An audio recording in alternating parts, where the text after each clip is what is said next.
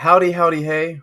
Welcome back to Trek Chat, a podcast brought to you by Trek on the Tube. I am your usual host, Sean. Joining me today, first of all, my co-host, Starfleet Boy. He gets that title. He's always here. He's helping me out.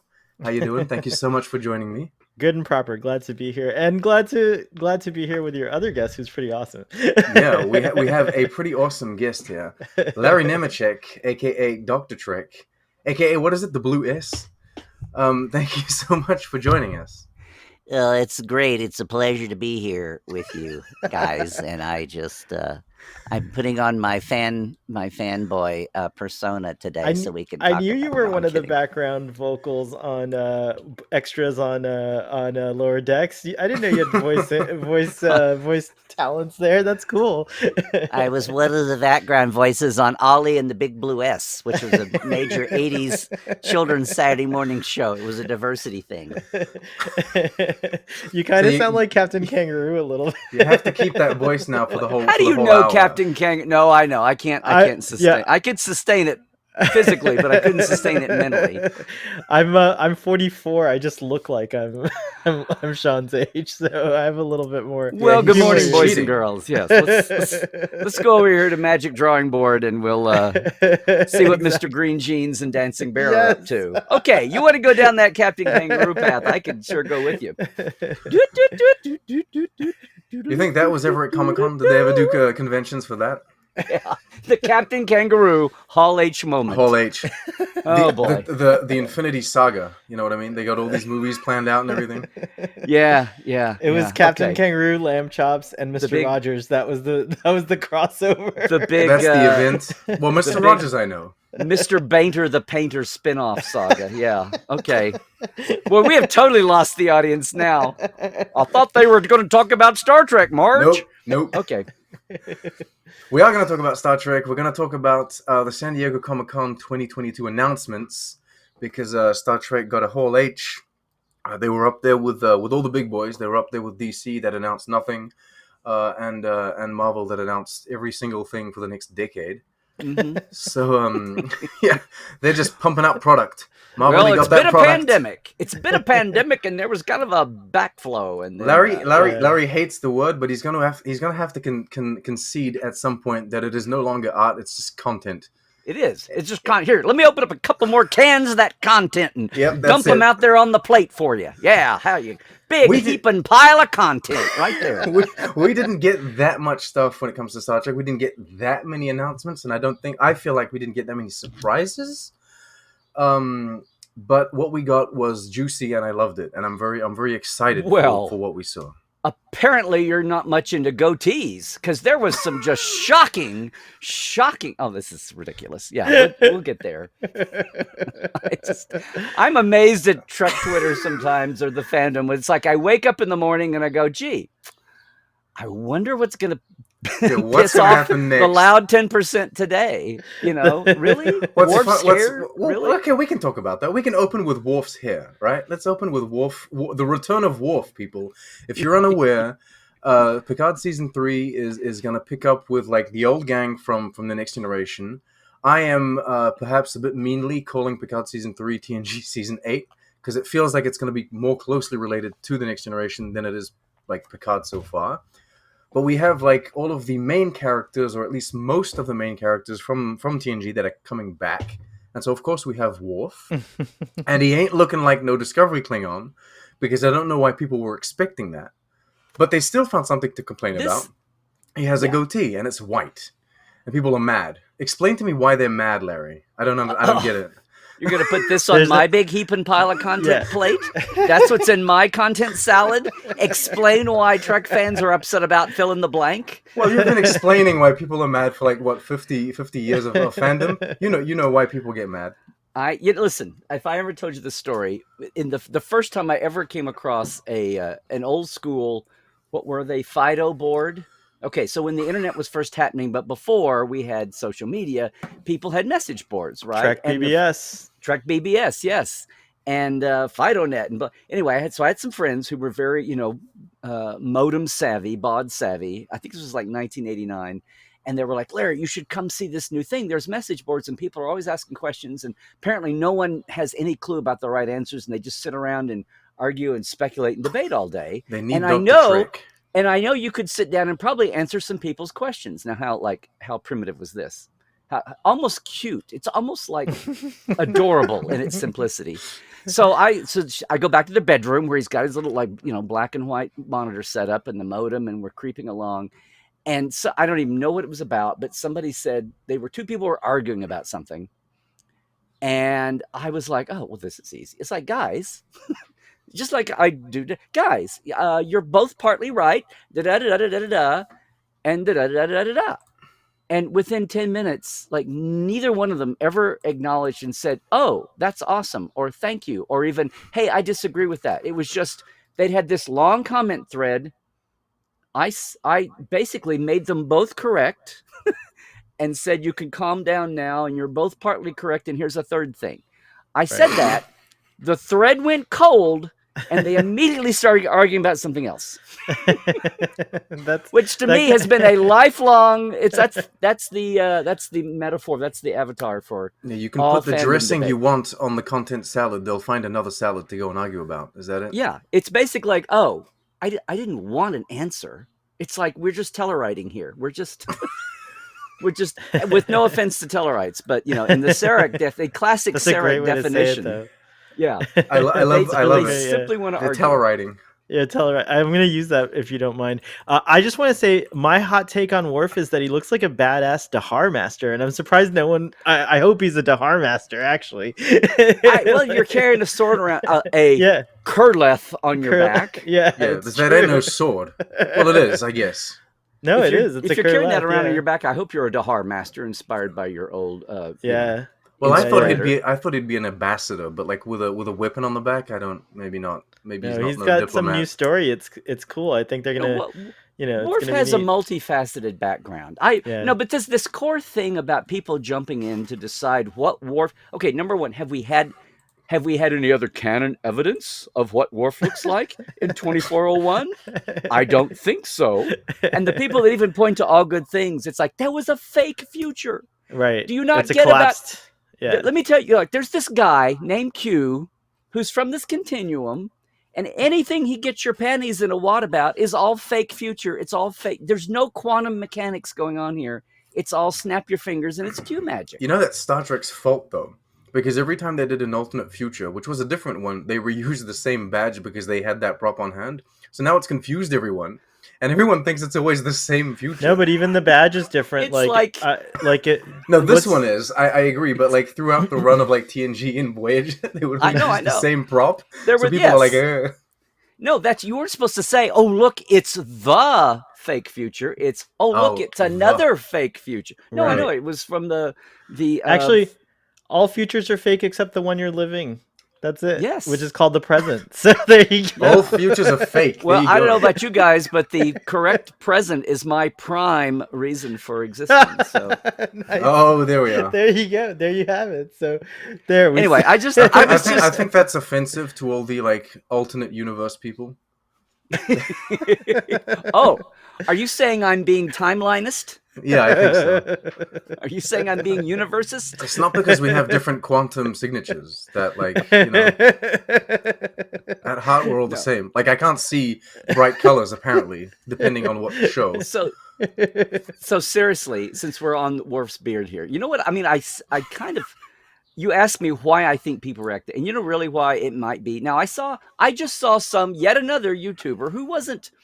I think we're really out of the phase of the toxic YouTuber, the obvious. I mean, they're still out there. You know who I'm talking about. Yeah. I thought we've made fun of them for ages, and thank God they wound up not winning the day. I think the great avalanche. I blocked everyone's existence, so I forget that they exist. Well, if only that were how to get rid of them. But there are a lot of YouTubers out there now who aren't toxic, but they're just kind of like blathering their lips to blather their lips and they have tens of thousands of. I saw a new guy. So Chris Jones just sent me from Trek FM, sent me a deal of some guy who's kind of like, it's almost like frame by frame, just talking about whatever floats into his brain as things fly by. Yeah. Content, baby. And He he's has not 1 million obnoxious. views. He's very, and he's works in the industry, not in Star Trek analysis apparently, but he works in the industry. And but he got off on the hair thing too, and talking about, well, and in the original series there was always a gap, and it was always a Fu Manchu for Worf. Wow, jeez. And he went through this, which is all true, and he's throwing in the fancy insert photos, and he obviously spent more than 10 minutes editing this video. But it's like, why would you? What did you do when you were 20 and 30 and 40 that you're doing when you're? I mean, it's like I'm sorry. I thought Star Trek was trying to have a realistic timeline across the decades, and people are stuck in amber from some, I don't know. It's weird. I want to add a parenthesis to this. So you sent me this video, and I immediately told you I'm not watching 11 minutes of someone talking about Worf's face, so I'm not watching that. But now that channel has like how many thousands? Like this channel has surpassed me on like 50,000 different levels.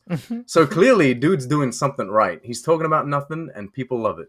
You got to surf or game that algorithm. Exactly. Really he's working it a lot better than I am. I'll tell you that. He's beard savvy. The more the math of Star Trek YouTube and Twitter emerges, the more I am sadly understanding what's going on in the world at large. It's like these people are all saying nothing, and they have tons of followers. It's like, oh yeah, that's kind of echoing that prime universe we are all so intent on saving. Yeah.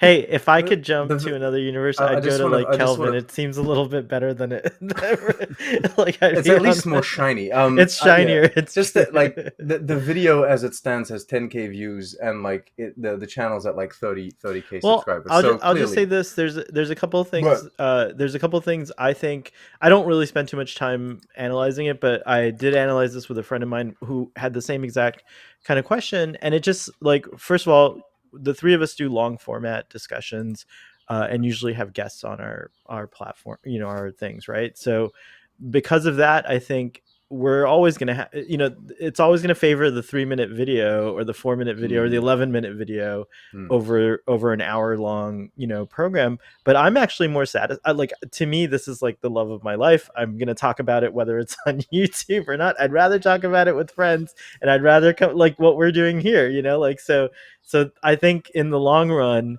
we win. It's the convivial format, isn't it? Right? It's the convivial format. Yeah, right, I agree. Right. It's not about quantity. It's about quality. Right, exactly. Get your N and your L correct there. No, you know what? I had a thought about this. I'm wondering, because it felt like it was very knee-jerk reaction. For one thing, Picard, what was there? Lord X had a nice actual promo season trailer, but it's up next in the rotation. It's coming. Yeah. So they had panels like in a month, basically, right? And they had panels for Strange New Worlds, which just finished and was very hot. And they knew they were going to trot out the crossover episode. So that made sense. And then Picard has just made the splash with the last month or two, the revelation about the TNG gang back. And as one by one, all the original Picard characters all said, okay, well, I guess I'm out of here. Whether it was their own volition or they were shown the door. Sorry, too crowded. Must go out the airlock. But I saw people go, gosh, there was no Discovery panel. I'm like, well, it's so far away. It's at the other end of the year. They just started a new season, and no one really cared. Oh, I didn't say that. No. It's not the hot new thing, is what you're saying. No, it's not the hot. It's been around for 5 years. Yeah. Plus, no one really. Oh no, I didn't say that either. Okay. It's the most representative Star Trek, groundbreaking representative depiction of the future on our small screens we've ever had in Star Trek, and not much else. Okay. I have a question for both of you, actually. This is like I'm actually going to get back to my original point here in a second. But go ahead. What's your opinion? What is the present, like? What is like the present? We were talking about this earlier in Star Trek. Is it the 24th, 25th century, or Star Trek Picard? Oh, okay. Or is it the 32nd century? No, Star Trek Picard is the present. Oh, I thought you were going to say, is it the late 23rd? Is it the 23rd century or the 24th into the 25th century? No, the 24th to the 25th. No, it ain't Discovery. So... Whatever you're going to say, it's not Discovery is in the future. So it's a show in the Star Trek universe. You see it Right. as set in the future, Yes, and you see the yes, present as being yes. And Strange New Picard. Worlds is in the past of like the Right. future. Okay. That's how I see it. That's Right. how I And depict it. it would be clearly a choice for 2401, whatever you want to call that century. Yeah. It's the turn of the century from the 23rd and 24th.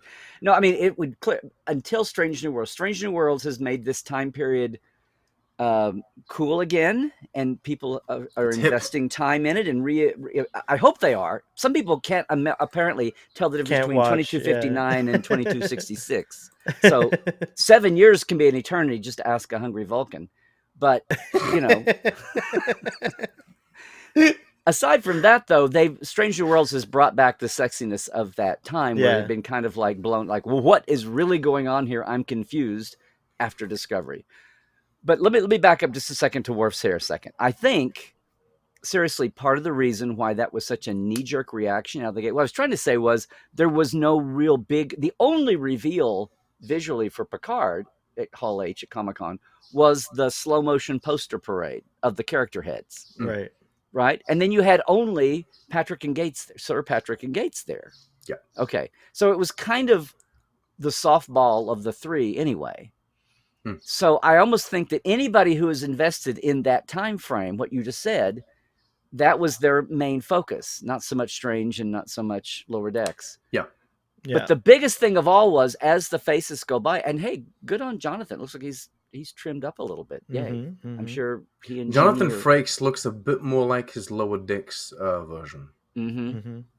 Like he's got a bit more of a square jaw. Anyway, carry on. But this thing about the reaction to Worf's hair, since it was white, and I think people, aside from they're Klingons, not humans, but come on, get off of it, and karma and species, you worry about Klingon bugheads being species diversity or all the 14 different kinds of Tellarites there are. Can we just have like individual diversity? Like, oh, I don't know, everybody ages at different rates, much less what does an aging Klingon look like? And we've seen a lot of them. We've even seen an albino idea. But as usual, it's not about. I know, preposterous. It's not about the future and a fictitious reality. It's like, Star Trek is really about us, not about the future, as they always love to say. And I think what it was there was just a lot of, I could say fanboys, but I won't say that. I think there was a lot of audience members who it just kind of was a shock to see white-haired Worf. Right. And I think for everybody who loves Worf, and you'd seen LeVar, LeVar was his naturally salt and pepper gray beard. You've seen Jonathan Riker, and you've seen him already with his salt and peppery gray beard, going more salt than pepper these days. But nobody had seen, Michael hasn't had his face out there. He pops up in interviews. He might be helping his hair, but to see him go shock white, I think was shocking for fan people who suddenly felt very old. Maybe it's it. I like that explanation. I'm just thinking it suddenly slapped people that it had been 20 years and or 30 years since they'd seen Worf on TV, and they didn't like the idea of it being, we all go, oh my God, I can't, everybody has their thing of going to class reunions, and, the thing about when you said, oh my God, you were born, you weren't born when fill in the blank. For me, it was you weren't born before Apollo 11. It's a reflection of their reality, I guess. Yes, reflection of their reality and time passing. And I think everybody loves to be little kids watching their Star Trek, and suddenly they're not 15, they're 45 or whatever. And I think Worf's white beard just struck a nerve in some people, and it was like, well, he can't be that old. Meaning, it can't be that white, as in this particular Klingon and this Klingon, that's a big deal. But for them, the nerve that it hit, I think, meant you're getting older, and they didn't like it. Like, don't make him so white-headed. It makes me old. Because, let's be honest. I think the two things that I picked up on mostly were 7 of 9's in a uniform, and I find that cool. And I think LeVar Burton's the Geordie implants, the very blue very blue implants that they gave him, they were kind of cool too. And those are the two, I guess, visual details that I picked up on. Which he's had. They're the same ones he's had, I feel like. Are they the same? Maybe the contrast was No, they were like I've already seen a comparison on this in Starfleet. No, they were like black and white and black and silver. But these are definitely kind of an bluish aqua blue. Yeah. Oh, that's neat. That's really cool. Yeah, I mean, the tech is advanced. We live in an HD world, guys. We so. really Oh, that's do, very it's true. true. They have to make awesome props just to film them up close now. Well, yeah. speaking of that, like that's the other extraordinary thing. I mean, I've been trying to. Wolf has his sash, by the way. So Yeah, like, no, calm it's down. not a sash. Remember, it's a baldric. I was Oh, gonna say my People bad. get mad. bald. Yeah. Oh my god! It's his All right, baldric. I gotta leave. I'm sorry. Yeah, that's not a sash. I don't, But I mean, don't. Oh my gosh, this is 1988 shit we're talking about here. This is not it's new. true. It's true. I got should to have been on a type blog. Baldric when Memory Alpha was still a gleam in its little digital father's eye. So yeah. I'm surprised the same people are not focusing on how cool it is that Michael Dorn actually got in the makeup when he hates it. He hates it so much. And he's like, it's clearly makeup. Maybe it's a combination of makeup and CG, but I doubt it. Maybe they hide the lines or whatever, if there are lines, which I don't know, but it looks dang good. Like the fact that it looks really, really good. And so I was impressed with the whole. It's a whole lot better than Seven's goddamn eyebrow. I'll tell you that. He is in the makeup again for two reasons. One, it's not 26 shows for some whatever, and I'm sure they are paying him, and they're paying him a hell of a lot more than what was the first or second year of Discovery. And he said he was insulted by what it was, but that was the clueless early years of Discovery. So yeah, things have they obviously got that right. I listened to the Gates McFadden podcast, Investigates, and that episode is so good with Michael Dorn. I didn't know much of his personality, but then you find out he's a pilot and all these like adventures he's been on and everything. He's a funny guy. Yeah, he's pretty, and he's very naturally funny. Wait, he's a pirate. Pilot. he's a pilot. Did it come out as yeah, he used to own like retired military aircraft. Oh, people got mad at his hook. That's why they're mad. Oh my gosh! Imagine if Worf had like a prosthetic, like a hook, an actual hook. Terry, if you're listening to this, you need to reshoot and give him a wooden leg. Terry is like, no, I'm out of here. I'm working on my next series. He wasn't in San Diego, and not that we eat dinner together all the time, but I DM'd him and I said, "Where are you? You are never taking credit for this series." And he's like, he was watching Starfleet Boys live stream. That's what he was doing. He actually he said he was. That's what he said he was doing. I think that meant Forget like 3 the panel. seconds. I'm talking about the night stuff, the fandom party, and then the Trek party at 10 Yeah, forward. I'm surprised, but he said he's working, right? That's what he said. Yeah. To you. He Nice. said, "Dude, I'm working hard." I said, "Well, I just hope that someday all this hard work is going to pay off." And somebody will pay attention to you. And he's like, I hope. I gotta shout out Terry though, because like what he's doing, and there's other people, there's like Dave Blast, that kind of stuff. There's a lot of people that are like working on these shows that are just as much part of like the Twitter meme culture, kind of Trek meme society at the moment, and it's hilarious. Like Amos with the gray beard, etc. You saw that, yes. Yeah, that was great. You know what's great too is that they're shutting down a lot of these people who are, saying like things that are inaccurate, and it's the final word. No one else. That's all you need is for Terry Matalas to say no, you're wrong, and then that's it. Like there's no more argument. It's like kind of like Larry going into the BBS. That's at the end of the. Well, they'll find another thread to argue on, right? I saw Terry wade into something where it was basically a really, dude. Really? Like, this is what you want to fight? This is the hill you want to die on out of everything, out of the avalanche of new Trek. Now, you were saying it was kind of scarce, but there was still a lot of info. I mean, just to switch gears a little bit here, I had heard through backstage folks about the crossover episode, and that live action Tawny and Jack were going to play, Boimler and Mariner. So is it just them, or is it other people too? I think it's just them from their cast, but what I didn't know was, and he said it live at the panel, I'm always curious about how these briefings go. Like, okay, you can say this and this and this. Like, when do they forget and slip up and oopsie? And when does it look like it's an oopsie, but they've been pre-clear? Because Anson basically said, and there's an extremely buff 2D version of me, I understand too. Right. Which suddenly means it's not just about them, coming to them, but somehow he's... But this is the thing that got me. Everybody lost their shit over the animation live action switchover. But did anybody stop to like do the timeline math? When is Lower Deck set? When is matter? When is Strange New World set? Time travel shenanigan. No, I'm saying it's not just look, we're on each other's media. they've got to overcome unless it's Q magic or it's a please God, don't let it be a holodeck or something. Please, we've had Jonathan watching Archer, so we've been there, done that. But if it's an actual timey-wimey vortex, then you're bridging 120 years. Oh yeah, true. So you've got the context. I mean, I just go back to Dorothy in Black and White Kansas, and then she's in, Technicolor Oz. So it'll be like that times 10. What are you laughing about? No, that's the first thing that came to mind. Yeah. When I heard the news, I think it's exciting on the same level as the Trials and Tribulations was. Like I think it's going to be that kind of thing for this generation of like shows.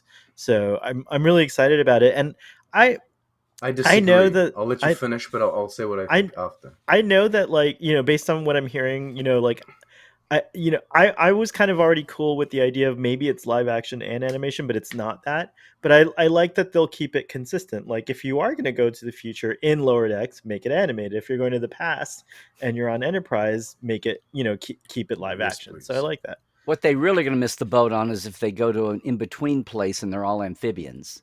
Okay. I mean, I told you Larry, everything leads back to Voyager. Larry, that's brilliant. It's what happens when you go to Warp 11. I just want them to be combined and have some dancing penguins come by or something. Yeah. I don't think this that's is a Mary Poppins reference for all you kids out there. Yeah. I didn't even go to the Roger Rabbit. I heard people say, "Oh, like Roger Rabbit." I was like, "Oh yeah, Roger Rabbit." I was thinking Mary Poppins of the Penguins. Mary Poppins did it first. Yeah. Look, Bedknobs and Broomsticks is my go-to. Actually, Tom and Jerry and Gene Kelly they did it first. Oh, that's right. There's a 40s MGM musical where Gene Kelly's dancing with Tom and Jerry the mouse. You're totally right. That's so cool. That's really cool. I gotta go check that out. In Technicolor. Yeah. Yep. And it's so sidebar. It's so neat. I studied animation when I was a kid. I wanted to be a Disney animator, and I love the 9 Old Men, and they were my heroes. But back then they would have to print each frame of Kelly dancing and then put a cell over that and then paint and then rephotograph each frame.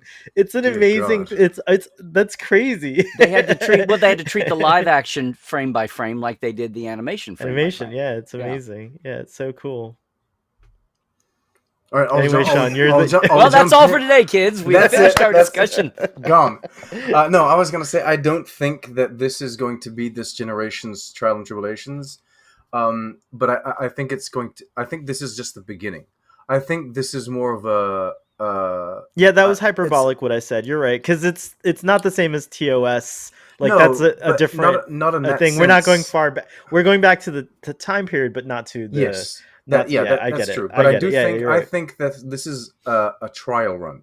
So they're taking their 2 most popular shows, the one that like the 2 shows that came out of the gate hot, like really hot. People are loving Pike and everyone else on the crew. Like every single character on that show is getting a lot of love. And then the same goes for Lower Decks. Like it's the hot new thing that even the people that don't know or care about Star Trek are watching. And so they're crossing them over. Lower Decks also won people over. It wasn't hot out of the gate, especially with that wobbly teaser opening. Oh, with the batlith cutting and the yeah. Well, I mean, it took me. I didn't see it. The second time I saw it was when I finally realized that she was drunk. Like that's not going to be how she's going to be 24/7. Right. She was actually drunk there and worse than normal. But no, that's not what you mean. She is often drunk. It's just that's not her normal state. She state. often wishes she was drunk. It would explain much. No, what I'm saying is the thing with Lower Decks was there were so many people prepared to, if not hate it, just like be terrified of it. What? Well, comedy and animation? Oh my God. And I just think there was the biggest flip. I think so many people were flipped after a few episodes. And that's what makes it even stronger. They weren't prepared to like it. It's like ex-smokers. It's like they're reformed animation haters. And now they're the biggest evangelistas. To be the nail in the coffin, though. That's the thing. Because they didn't like Discovery, and then they didn't like Picard. And they were like, now they're giving us this animated sitcom. This is it. This is the end. They wanted it to be the end of Star Trek. And it comes out, and it's like, this is not only completely unrelated to the 2 shows that you already hate, but it's like, it's an homage to all the shows that you do love. So like it's anyway. I think it came out of the gate hot because I loved it straight away. And Well, I mean, like I was Starfleet Boy waiting on knows it that I've too. been waiting for this show for And years. you were laughing about season 8 of Next Gen, but everybody knows the real season 8 was what Mike McMahon did in his Warped book. Yeah. And if you read it, you totally got an idea of his sense of humor. Right. And Well, then I was people were like, following the Twitter account. I didn't know per se about the book, but I was like reading these tweets. He wrote the like, oh, book this is after, great. I think, because of the Yes. success of the Twitter right, account. right. He He wrote the book. sold the book based on the Twitter And account. he talks to Larry about it, if I'm not mistaken, in like this really cool video where he comes up to Larry's booth, and I remember seeing that and being like, "Holy shiitake I probably shared it mushrooms!" to you because I'm like scouring Larry's Yes, you might have been YouTube the channel one who... for like these old videos. Like, it's true. It's from 20. He came up to my, the little autograph alley table you can have for 4 hours at a time if you don't have a big booth. And no, he came up in it was 2014. And all I knew was I knew it more. I mean, I saw this his was Twitter. Pre Rick and Morty, or It was just begun, at the maybe? dawn of Rick and Morty. But he had Okay. sold this. I don't think it was out, but he had sold okay. his Warped Lost 8th Season Next Gen book. But he was an up and coming. He'd worked on some shows, but he wasn't to Rick and Morty fame yet. And he came Okay. up and said, "Hi, would you?" He came up with a companion and had me sign his companion. Yeah. And right. he says, "How do I sign this?" And he says, "Oh, it's to Mike McMahon. Hi." And he has his badge on with his name on it. Duh. And I'm like, "Oh, you're doing the Lost 8th Season funny book." And he's like, "Yeah." So we talked for a minute. And, for a few minutes, and I did the interview with him about doing his book. You specifically talked about star dates and how they work. We went down some pigeonhole. I know this is a shock to you guys, but sometimes when I get in a conversation with other Trek people, the conversation can take a turn and just go down some, wacky hole or another. Oh, I'm very So yeah, that just surprised. happened to be what was on camera. Which then, when I saw the word about him being hired, I'm not a Rick and Morty. I mean, I should watch Rick and Morty, but sorry, it's not on my top 20 things to do. But when I saw that he'd been hired to do Lower Decks, I was like, well, that's awesome. And then I got filled in on his, what he'd been doing in the years between. And then you'd see the people going, "Oh my God, animation and comedy and Star Trek." And I wanted to go read his bleeping book. What are you people worried about? This is, most of all, I kept saying, it's like Adult Swim Star Trek. It's like, come on, you want to penetrate some more generation barriers. You want to fluff up your younger fan base here, and Prodigy's, even more. It's like, what, you people are just like stupid. What do you? Yes, Larry. What do you think people is are going stupid. to? How do you think you're going to build an audience and get into circles that aren't already? We've given By up on making having things like Trekkies Star Trek reproduce with Prodigy. baby Trekkie, huh? By making things like Star Trek Prodigy, Exactly. Well, that's the next as well step. as Lower Decks, right? But Yeah. yeah, like that's what you do. That's where you go. Yeah, and they're different So you- animation styles. That 2D and 3D. They're different age that they're pointed to, but they're still very. I mean, it's just a bit amazing to watch how people could not understand how an animated series could be heavily invested in canon or maybe if they go, but no. I mean, like, and now that's the other thing about Lower Decks. It's totally gone from people not trusting it to now. I was laughing with that trailer coming out. I'm like, okay, everybody has now remembered they got to get their mouse clicking finger back in shape because Lower Decks is coming back, and Yeah, you're going to be screw that. taking screen grabs every nanosecond. So, hey, it's time for another Easter egg laden Lower Decks season. I'll tell you what, I'm glad I'm no longer doing the episode reviews. I'm just doing season ones because I can't handle Lower Decks. They're like, it's too much. It kills me. I have like a 7-minute review, and then there's like 21 minutes of just like Easter eggs. Oh, and then there's this thing, and it happened in this. And it's like there are so many Easter eggs that all of these like canon freaks that think they know everything, it goes over their heads. Like even me, like sometimes I'm like, I don't like, I'm sure that's a reference to something. You know what? Leave it be. Every single weapon is a reference to something. What's getting me now, because I haven't been doing that, is just watching that trailer, watching the various aliens they have just walking by as background extras, like when they're doing the career fair booths, which I love. Oh, by the way, did you know when Mariner is calling out her she's hawking the Starfleet booth at the career fair or whatever that is? And she's saying like, "Join Starfleet, see the galaxy." And at one point she says, "Prepare yourself for Warp 10 excitement." Did you see? Did you see where that's from? The Wrath of Khan novelization from 1982. The blurb on the back of the novelization God. says, "Prepare yourself For for Warp 10 Warp 10 excitement." That's amazing. Okay. So, yes, do you Mike believe, Man is a madman.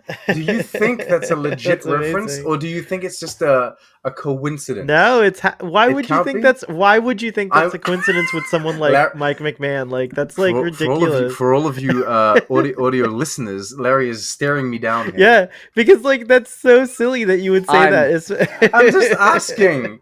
It's I'm an sorry. obvious I'm reference. sorry, Toddy. I had this feeling you were a Star Trek fan. Yeah, I can see now Okay, I've been I'll go back to deluded. my forums and Larry. ask why. You know Oh, what, ye of little Larry just faith. showed you. Larry just showed you that the Earth is a sphere, and you said, "Oh, but is it really, or is that a coincidence?"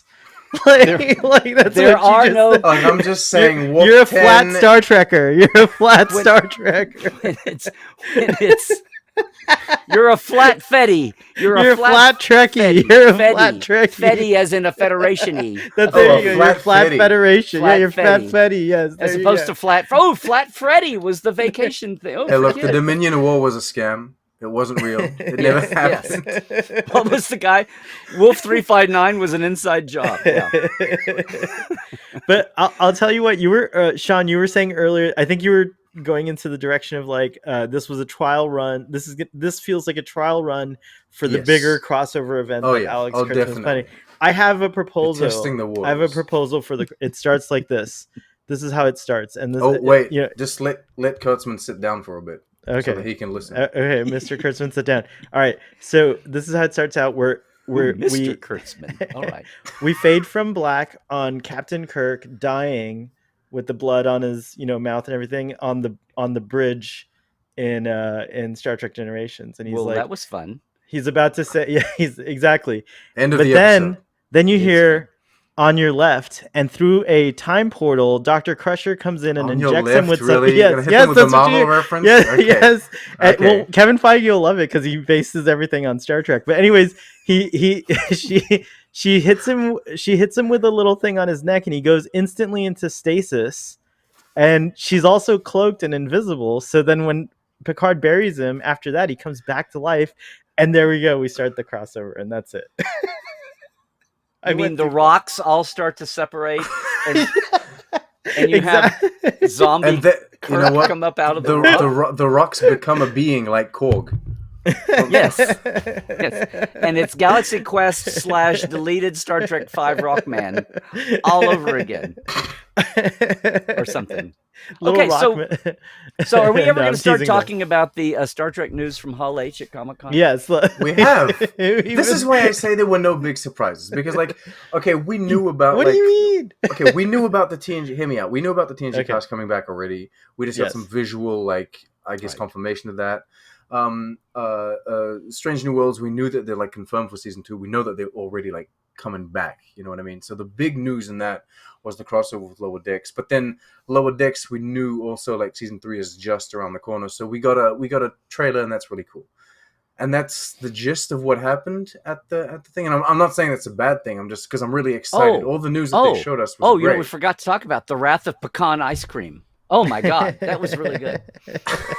But Sean, I think you're also like what was the last big thing according to you that was at Comic-Con? Because I feel like they always give you teasers at Comic-Con. Then Vegas seems to have like more meat, and now Mission Chicago exists. So I feel like they'll save. I agree that they're doing like that. yeah. So like why? Yeah, that makes sense. Like until they have 57 shows to announce per year, like Disney, they won't.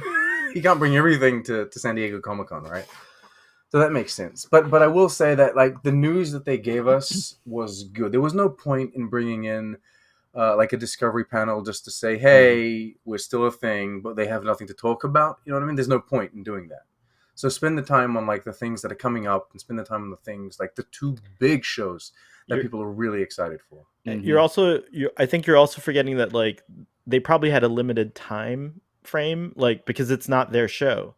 Yeah, you know absolutely. what I mean. And so they had an hour and a half, and they Hall H basically is the most did expensive 30 minutes place per. to be, isn't it? I don't think Picard. I didn't actually time Here's the thing. Each panel also, was 20 minutes, like around 20 minutes. Each okay, panel. and then they had passing time. I have or major buffer love time. for I have major love for Prodigy. I have major love for Prodigy, and I would have enjoyed some Prodigy news. I also feel, and this is just a personal thing, I feel like Prodigy got way too disrespected for being cut off halfway through their season, and now they're pulling out 3 seasons before the end of Prodigy comes out, and I will be mad about that. But I understand why they're not bringing Prodigy out at San Diego Comic-Con. It's not as big a thing for the moment. It hasn't got that much of a target audience, and I think that like it's more of like more adults were going to the Star Trek panel than like little kids. So I understand why they didn't bring Prodigy there. Guys apparently haven't heard the rumors, I guess, then. What's going on? Well, they're going to do the live action crossover with Prodigy, where they have Mariner. Tawny is going to be live action Mariner, and she's going to come in and corrupt all the Prodigy kids. And they'll be like the little rascals. They're all drinking alcohol and killing each other with batleths by the time they get to the Federation. She's going to come zoom in on her stellar snark engine and no, I'm totally kidding. And blow, happy legit Janeway, hollow Janeway away. No, I'm kidding.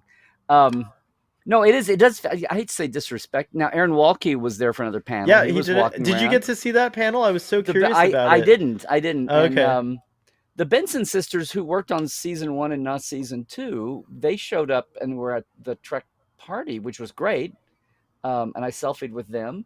But yeah, the Prodigy repping wasn't there, but they could have done something, or I mean, for the purposes of rope lines and whatever. Anyway. Yeah, I think they were just hitting now here. I don't know. The thing that got me though was I started to say I had heard about the crossover like 2 or 3 months ago. What the biggest surprise to me in the meta sense was it's from midway. I know it's like partway into the season. I was like, wow, it's halfway through the season. Then I went, well, duh, it's 10 weeks. It's like the middle of the season is a month in, so it's no big deal. But it's a year away. Like, why are they revealing this? And I kind of got the idea that it was starting to filter out and was going to bust out and be leaked early, and they just wanted to be on top of controlling the surprise. Because otherwise, but the other thing is, like you said, Sean, now that we've sat back and looked, there wasn't a whole lot of new.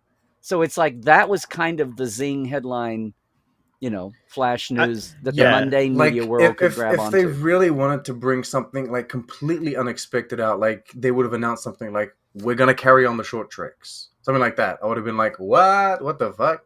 You know what I mean? Like, I hate to break it to you, but the New York Times and Deadline would not have really cared a whole lot about short treks. As far as grabbing some headline. Well, Larry brings up a good point. It's more of a showcase, and that's what I'm excited about. Vegas is coming like right up, so there's going to be stuff at Vegas. I think still, right, Larry? They'll still, but Vegas is not licensed anymore. Not that that's right. It's not like it's blacklisted or anything. Seattle is where the announcements and they do, now. So now you've got spring and you've got summer Comic-Con because you have to, because that's where you've got the big boy chair at the table.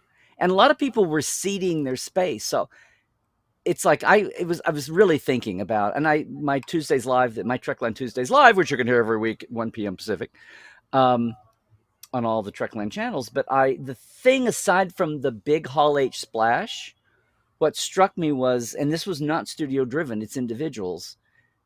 But because you've got so many series, it was helpful that Picard was LA based. But even with some of the Toronto based people who worked on Discovery and Strange New, and by the way, I resent, for some reason, I didn't think about it up front, but I hate saying Strange New Worlds. It's like it's one syllable too long.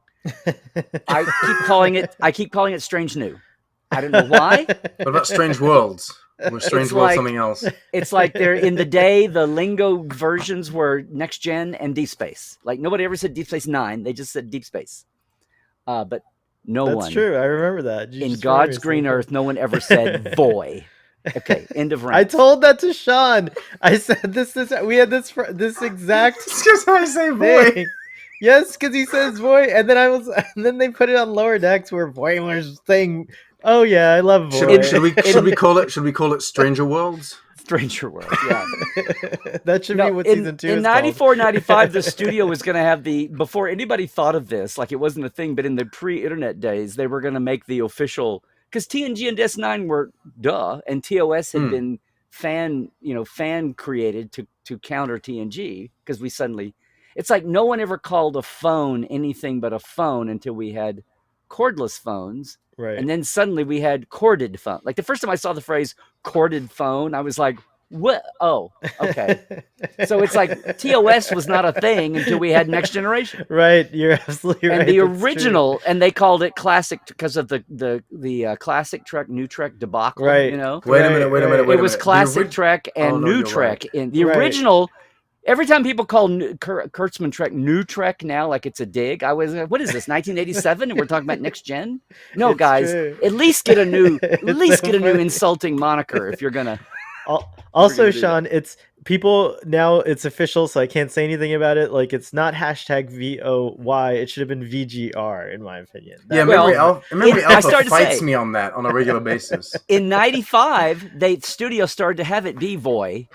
And we all, I mean, everybody connected to official printing, like the Akutas and the Encyclopedia, VGR. Me at the Communicator magazine, we all said, no, that just looks weird. We're not going to call it VOY. And we called it VGR. And then there were some people who would say, but now you're going to confuse it with VGR from the motion picture. And I'm like, by the time there's 180 episodes and you've got an episode title in front of it, That's one's gonna. I'm cracking up because Larry's reminding me. That's rich coming from the man that didn't want to call it LDS because of the Latter-day Saints. Well, yes, I was going to go industrial and call it LDX. I like that. That's what I gravitated to as well. Yes. But yeah, and also because it's a reference to Star Trek 4, so it works nicely. And why? I want to look at Mike and go, LDX. Why didn't you call it the lower decks? Then we could just call it TLD and be done with it. TLD. That's also too long, didn't The lower decks. Hey, guys, these aren't just any lower decks. They're the lower decks. The lower decks. Larry Nemecek can't say Strange New Worlds, but he's going to say the lower decks. No, I don't believe it. No, I didn't say that. I said I'm going to say TLD. Oh, okay, I see. See, huge difference. It's a whole nother couple of letters different. Oh man, but Larry, I was cracking up. You were reminding me of all the debates in like middle school and high school that like all my Trekkie friends, we would gather together. We're playing Dungeons and Dragons and arguing about all this stuff. Like, you know, you reminded me. That's true. These were all things that were going on. That's crazy, and it's like all of this has happened before, and all of this will happen again, type of thing. Which is the reassuring thing. That's what. Right, yeah. Right. No, look, I remember. So now Discovery. Are you still mad that it's called like? Are you happy that it's like DSC or you? Yeah, I like DSC. That's DSC proper. makes more sense. Well, you couldn't call I also it like Dis. Disco. And it Disco's could- fine. It yeah. sounded fun. I was sad about that because for the Disco hating generation. Yeah, the diss as STD in I'm thing? going to diss it. Yeah, but Yeah. all the smartasses that were trying to say STD, I'm like, no, nothing Right. else is I mean, ST anything. It was clever. We didn't like, call I guess Enterprise STE. Although that would have been cool because Picard is STP, right? Yeah, But it's the razor's edge. Yeah.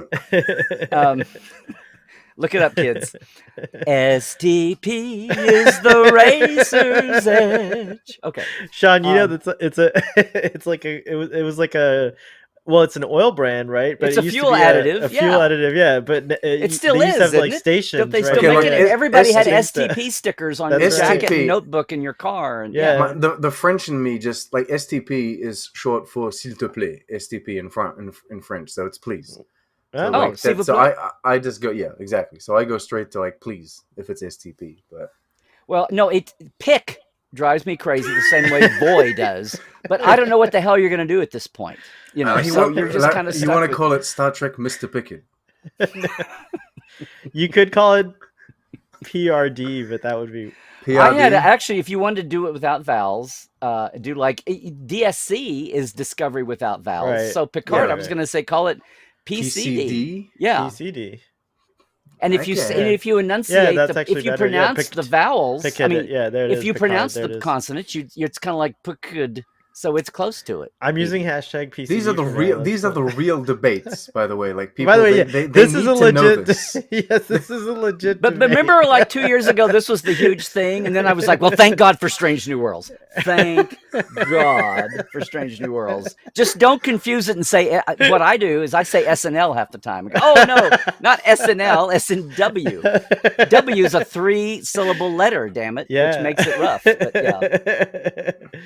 yeah, well, I mean, Lower Decks is kind of like the outlier in the sense because like we've only had either 3 words or 1 word. Mm-hmm. It's an outlier in more than Decks in that sense. Yeah, there's a whole reason why. There's a whole college course going to be taught next semester on the 3-letter code. Thank God for S21, and then we'll have SFA. But then you'll get into the whole thing about Starfleet is 1 word. So if you say SF for Starfleet, you're going back to splitting up Starfleet into 2 words. That's why Starfleet Boy After Dark is SBAD. Yes.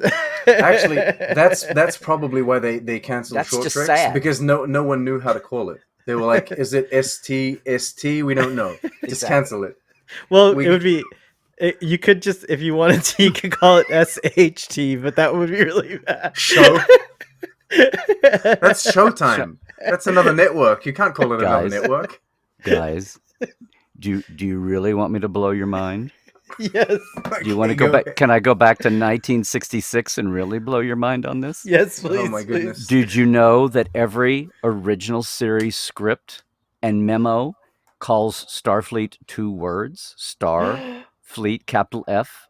No, I didn't know that. But the one time it's on screen is when Kirk opens up the little Talos 4 order and it says Starfleet 1 word. And that's why we see people. I mean, forget Memory Alpha. 30 years ago, we're saying, well, it's on camera as 1 word, so it must be 1 word. And it's another case where the people writing scripts just didn't know what the real world was. So, but because of that one thing, we make Starfleet 1 word. Larry, I have a question for you related to that. Are you involved with the Roddenberry project, the archive? I'm not, except watching them get. I mean, I would like to. They've got enough people. It's amazing. Right. It's very techie based. But what I was curious is that the kind of stuff that'll be on there? Like, will we be able? Do you think we'll be able to go back and read these old scripts and stuff? And is that the type of stuff that'll be in the archive? It's not, or is it already? Or is that already available on their archives? They have a digital archive thing, I think. They started to do one with. I've gone blank on the company. I did a stellar cartography talk. They built this virtual, kind of like a second city, and kind of like what STO has on the personal level. Right. Okay. When they have a memorial to Aaron Eisenberg at DS9 or kind of a thing, and you can go into that virtual.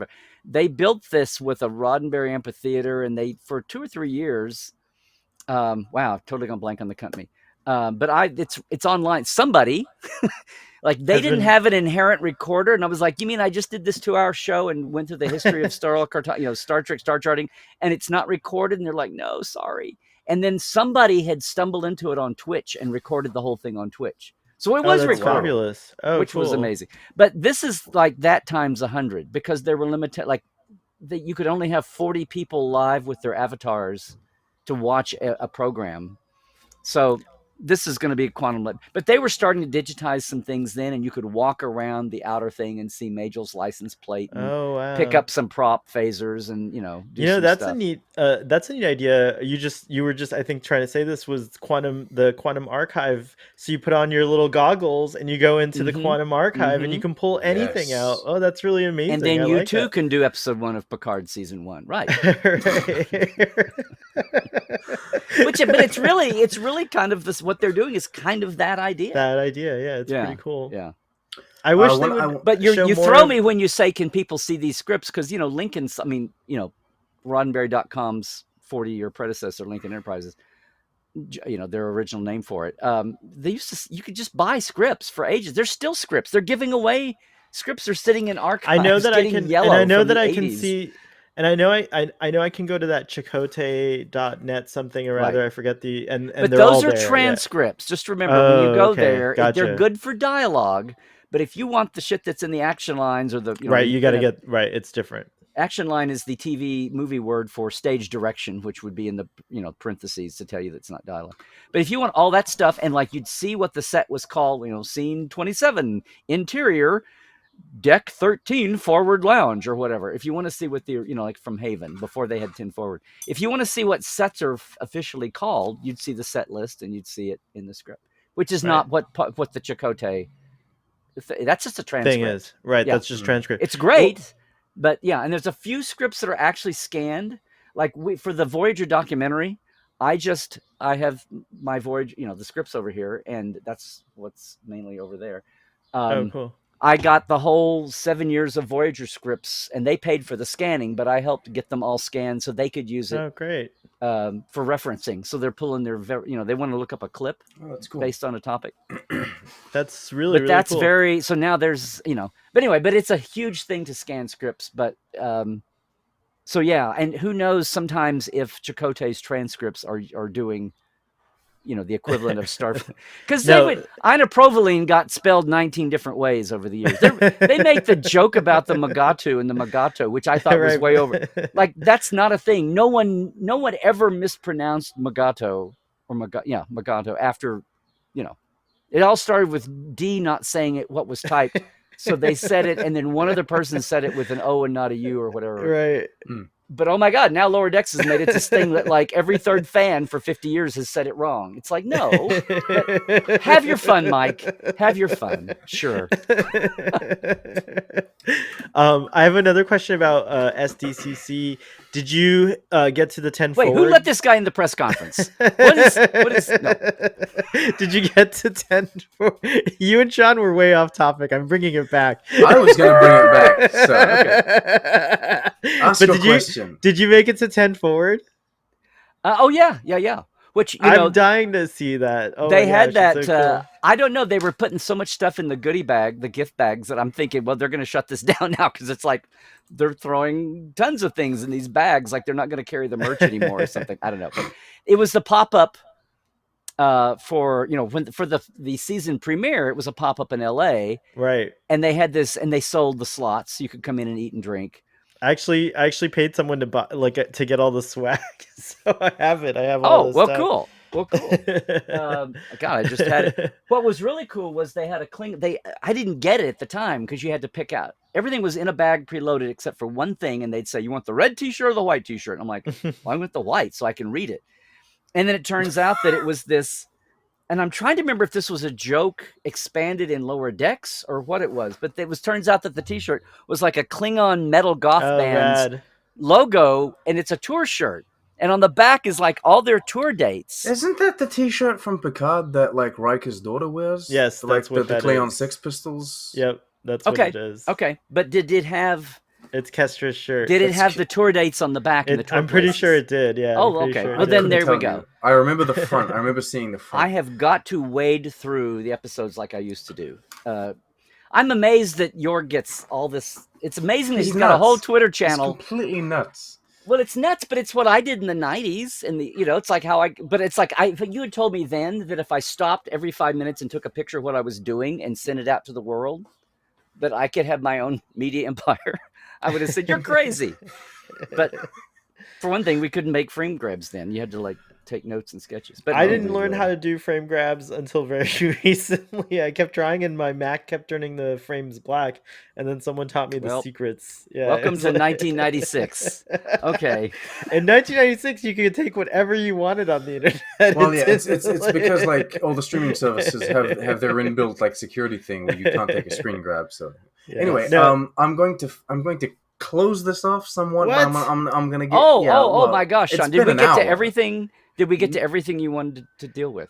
Except one thing. I think the last thing that we haven't talked about that was announced at San Diego Comic-Con is like a throwaway line, kind of, where they mentioned that, "Don't worry, we have a lot of female lead shows that are coming." That.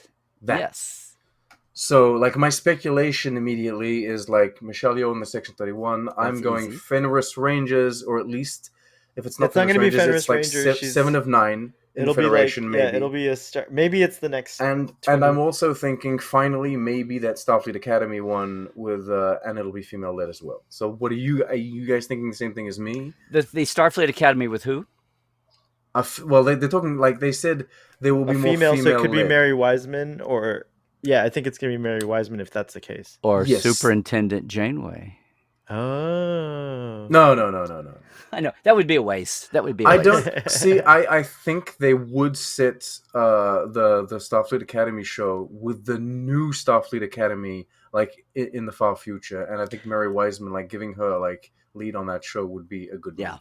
I think Section 31 with Michelle Yeoh has probably diminished, or like I think she'll introduce it, and then that'll be it, and then the new whoever the lead is will be the announced in that introduction or whatever. So that's what I think is going to happen. She's too busy. She's just so like I feel like just from what I'm seeing, she's in everything, and she's a goddamn superstar. Well, she ain't got no time. But you know, it's a matter of time before she's on. She gets her own superhero in the next Avengers. You know, it's something like she's on that trajectory. It feels like, you know. But so we're only talking about a dinky little 10-episode season. So yeah, or maybe they're waiting. Maybe it's on hold for her. You know, like maybe that's what it is. Yeah, that could be true too, Larry. You're totally right. But I think I'm still waiting. It's on either Star on the Trek back burner or it's either on the back burner. That Section 31 has that potential. It's either on the back burner at this point or in permafrost. But I do think the Starfleet Academy show. I made Larry giggle. That's awesome. I do think the Starfleet Academy show has a lot of potential, and I think I was really impressed with Mary Wiseman and like the cadets that she was wrangling in that one episode of Discovery. So I would like to see her do it, and just because, you know, the idea of Rafi leading one too sounds awesome. I think we could go back in time sometimes. I do think it's like more maybe of a she admires Seven show than a Rafi. No. I'm just saying no. I was thinking my two predictions or what I would like is either the Mary Wiseman show or the Michelle Hurd Academy show.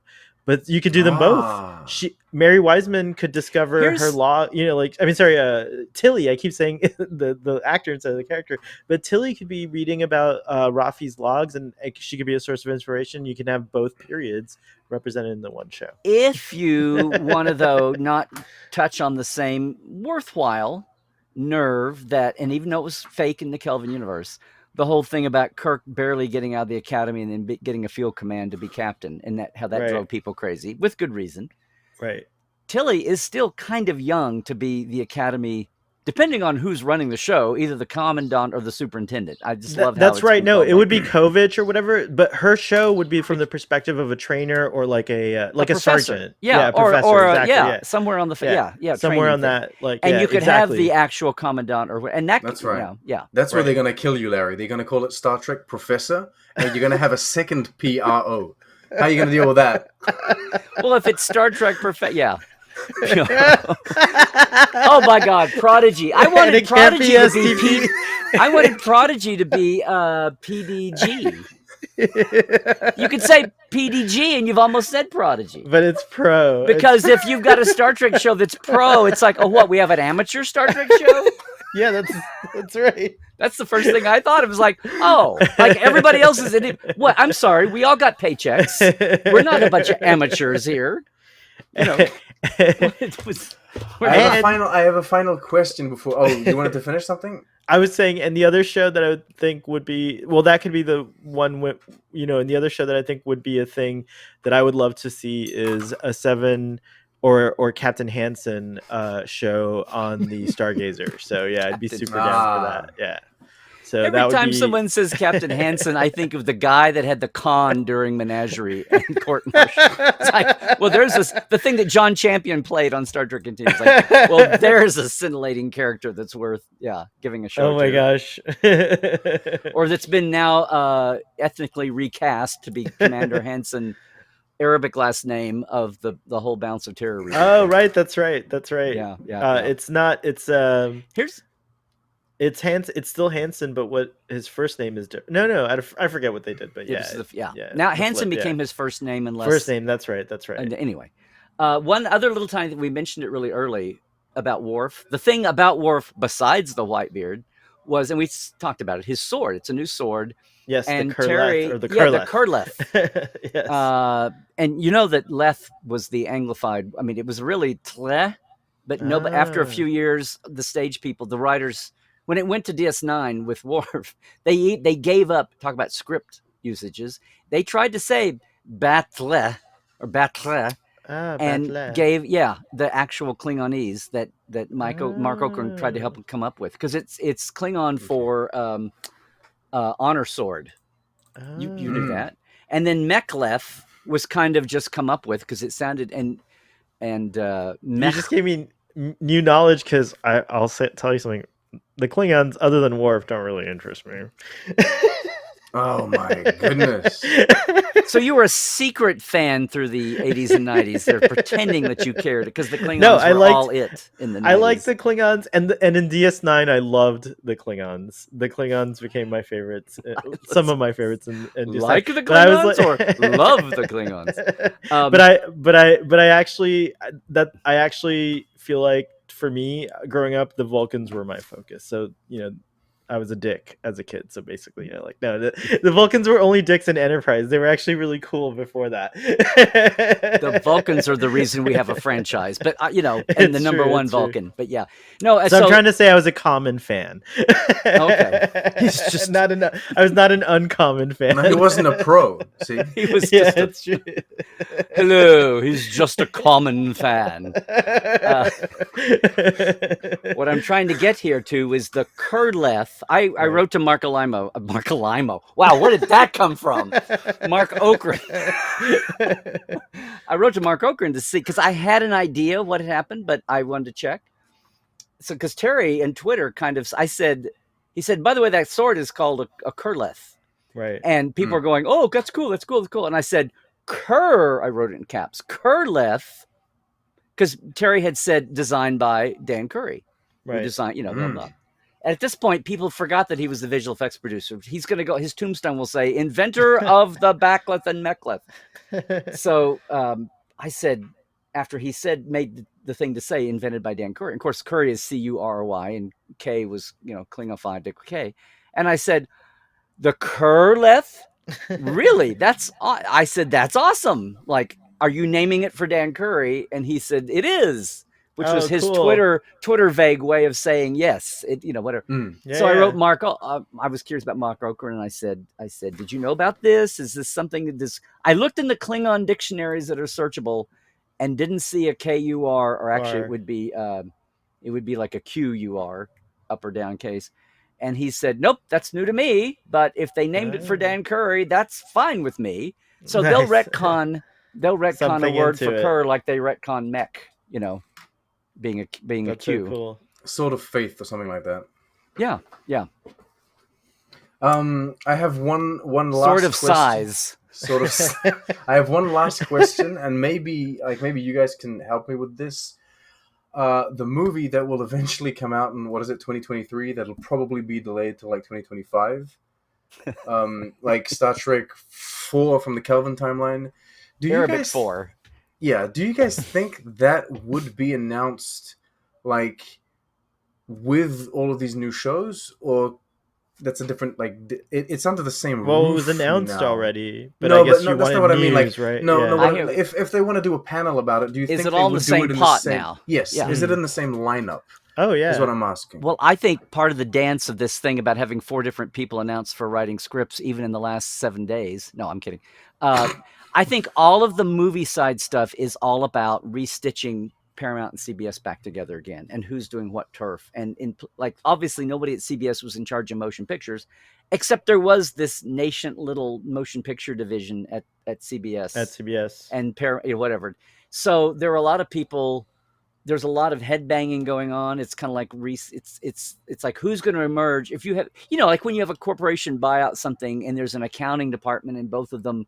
The big company, the little company's accounting people are all let go, and the big company's accounting people become the thing because you don't need to duplicate. And that's what's going on in all these departments up and down. And part of that applies to the motion picture side, and some of that confusion. Like, did Kurtzman say we only care about TV, but he wanted to put a foot in that world? And the movie side of Paramount was so disheveled. I mean, they couldn't do a Trek movie because they lost their Chinese financing. They were in disarray. It was thank you, the big D word. So that's all been mending, and people, what little there was, those little people had been jockeying for who's doing what and what's. I mean, the guy who's head of animation, Brian something, had that story 6 months ago that I thought was amazing, where he's now in charge of motion pictures or what. But he basically said, yes, we need to do a live action and whatever it will be, if it's Kelvin or whatever, a JJ. He's like, but we don't have to stop there. And he was very high on Prodigy being great for kids and adults. And if they'd ever show the damn first season, maybe it would happen. But he was even talking about looking at the SpongeBob experience and some of the other animations that have had an animated movie. Not for $1 billion all the box Nickelodeon office. roster. Yeah, but as a look at the raw and as a synergistic thing, like a movie will get new people eyeballs in a theater who will go home and, oh look, there's 47 episodes here at home. But that kind of synergy and he says, who knows, we might have a Prodigy motion picture before we have a live action or soon after. And they're not mutually exclusive. You just made me think about something. That's what it's going to lead up to. Good. The crossover event's going to be the movie. That movie. Like a movie, they'll do it as a movie, I think. That would make sense. Even if shows are running, you go back to your show after you're done with the movie. You know what I mean? Like, it's like you don't have to end a show. You don't have to end a show just to jump into the movies. Right. Like, that's been the tradition. The old why model, do that? Yeah, exactly. The movies are the cherry on top for the cast. That did well. So like you do a crossover event, some running shows hop on for the movie and then go back. And so I think the hop on, hop off movie. Yeah, exactly. That's what it is. So that could be something, But as far as whether, eventually we'll look at it all in one big thing, pot. yeah. So like the Berman era when the movies and the TV shows were all. But right now they're still knitting all that back together. You think once they eventually figure out what the hell they're doing with this film, and they actually have some sort of like trailer, some sort of lineup of like people, they will announce it in the same kind of like jam as they announced, of course, like Lower Decks and a lot of other shows. Okay. And we were talking about Vegas not being official anymore, but think about this: they've been developing Star Trek Day as a standalone virtual thing, and they were going to have they had a little live component last year, which was going to be a lot bigger, and then the COVID wave came back. I know there were like maybe 200 people in a little tiny auditorium, and everybody's being very cautious. I know for a fact that it was planned to be a huge, like 1,000 people event thing. And that's right. We are getting Star Trek days, like yeah. So there's a lot of opportunities. Yeah, so I think Star Trek spreads it out. Yeah. So now you've got, but look actually, at Star Trek's calendar. Disney Plus Day is going to be the same day as Star Trek Day because Disney. Oh, really? Because they're bastards. They announced it the same day. Who cares about it's our day? Damn it! Come on. I know. But if they're out here, did Disney Plus launch on that day? That just shows we've got no. Disney Plus just announced a few months ago. We're doing it this day, and I was like, "But that's Star Trek." Well, that's the beauty of streaming, is that you can have your cake and eat it too. Sean, that just shows that we got Disney running scared. That's true. That is true. I agree. You know what? That's a great place to end it. Yes, I agree. Star Trek has got Disney running scared. You can announce as much product as you want. Yeah, but I mean, you got First Contact Day, you've got Star Trek Day, you've got Comic-Con, and wherever the hell the spring mission thing is landing in the spring, you've got that. So yeah, and they use New York Comic-Con in October too. So yeah, that's right. There's so many. Yeah. All right. Well, I think we've talked about everything that needed to be talked about. Yeah, I feel this was a meaty. We have a lot of Trek beef in here. Trek beef. If you have strong, strong opinions about the letters that we should be using for specific shows, please drop us an email. Please don't drop us a line.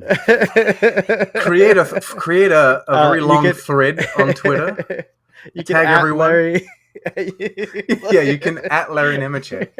But should the letters be used in salt and pepper gray, or should those letters be all white? So we're trying to figure out what letters to use for Larry Nemecek. We don't know if it's like L, M, L, N, K. We just don't know. There's a middle name if you really want to be southern and horrible. Yeah. Oh, there we go. Yeah. Okay. All right. Well, thank you guys so much for being here with me. Thanks for having us. You can I guess like promote something if you want to. before we go, or like, Um, I'll put some links in the description anyway. Starfleet Boy can be found on Saturdays talking about TOS at 3 p.m. Eastern. Next, we're going to do the animated series. And then on Sundays, I'm over on Trek Central until the new shows pop up. Then I'll also have a stream on Sundays talking about the new shows. So stay tuned. Indeed. Nope, nothing. Nothing. Oh, No, because I'm kidding. I'm kidding. He's got nothing to But promote. I will encapsulate this. Everything's at LarryNemecek.com. Okay, Twitter's Larry Nemecek. Everybody, if you have not yet, I got into the YouTube game late. If you would go like and subscribe Larry Nemecek's Trekland on YouTube, that would be awesome. There I'm are going to clips start. of Mike McMahon, people. Come on. Yes, I am going to start a little 5 to 10 minute thing now. It's called Dr. Trek's Second Opinion. Ooh. And it's going to be for all the people who, when I take my Tuesday's Trekland live show and cut it down to 30 minutes for YouTube, and that's still too much. So it's going to be a fresh little take. Saturday's the aim day for when the episodes come back, starting with Lower Decks. But I'm going to do a couple before that. And so that'll be a little 5 to 10 minute shorty thing, standalone on its own. Espressos. He's doing Yes. Star Trek espressos. But when you come to LA, as far as a live experience, we will, Trekland Treks is you come to LA and we will figure out your itinerary. There's over 50 live location sites. There's nothing. Go to the Star Trek tours in New York, the License Museum. That's great for the Starship sets. But when you want to go outdoors and where places were filmed, things were filmed, we'll put it together with you and do that. That's a trek. And then the Gene Roddenberry History Tour, which is an event, is August 20th and 21st. And we're doing the big multi-day thing next year in July. So if that whets your appetite and sounds interesting, check all that out. But LarryNemecek.com is the hub of everything. The hub. Everyone go to the hub. Thank you guys so much for being here and talking about this Star Trek news with me. Thank you everyone for listening. Live long and prosper. Thank you, Sean. Trek well.